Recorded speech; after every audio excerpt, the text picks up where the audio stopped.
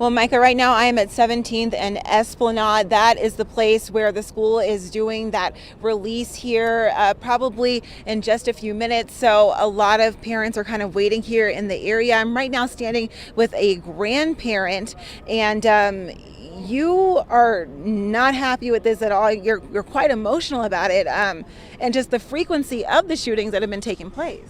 I'm very upset. I just feel like we as a society are not doing enough. We don't have any police in the school.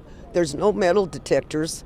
I'm tired of hearing there's not money for that. Don't tell me that we don't have money for that. I don't buy that.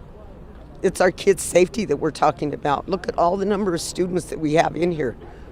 I'm not the only one. Every single parent, every grandparent here, just what you go through in your mind when you don't know what's happening, you don't know where the shooter is, you're not sure where your kids are, where your grandkids are.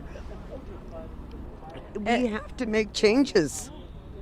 And you're a grandmother. You have two granddaughters there. You have a senior, you have a junior, and you said that you were messaging with them, and they're scared. My daughter-in-law was in, and while they were messaging, one of my granddaughters was in a room that has no windows, absolutely nothing.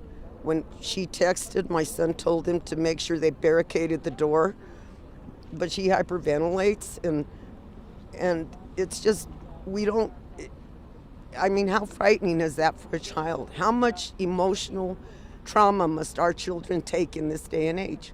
Then we're supposed to send them off to college where there's more mass shootings? Where does this stop? There's not enough punishment for the people that are doing it. We need laws to change.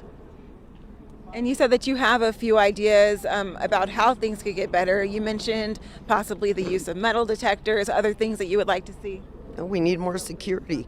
And as far as the mental health of kids, we need a mental health program, but we need something that's going to be sufficient. And they give the kids a number to call that's if they threaten or want to threaten anybody, and then they say they can't track the number down. Now, how ridiculous is this? You're going to tell me in this day and age, we have Homeland Security, we have the FBI, we have everything, and they can't track the number that makes the call? So whose rights are more important? The person that's going to go and do mass shootings or shootings than the people like kids, innocent kids in a school? It makes no sense to me, or I doubt to any other parent.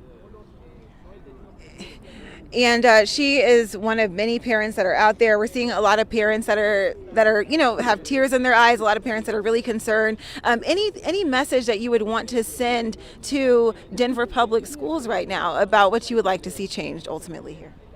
It isn't just Denver Public Schools, it's all the schools. We have a responsibility to all our children, from the youngest age to the highest age. We have a responsibility to maintain safety and take it seriously. And if it means reforming laws, and I don't care, put parents on board, do whatever it takes. But until we reform some of the issues, like putting metal detectors, putting policemen in the school, having police go around the school more. We had a shooting not too long ago that was here. That really affected my granddaughters. They were extremely upset about that. The gun laws, and how these kids are getting these guns. Where does it change?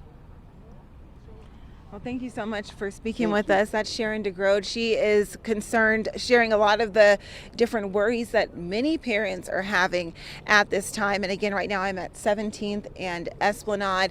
This is a place where the kids who had rides home or walked home are going to be released. The police said that they have not been released yet at this time. So parents really are just kind of in a holding pattern and waiting right now. But we'll continue to keep you updated here throughout the day. Live from Denver, I'm Jessica Crawford, Denver 7. Back to you.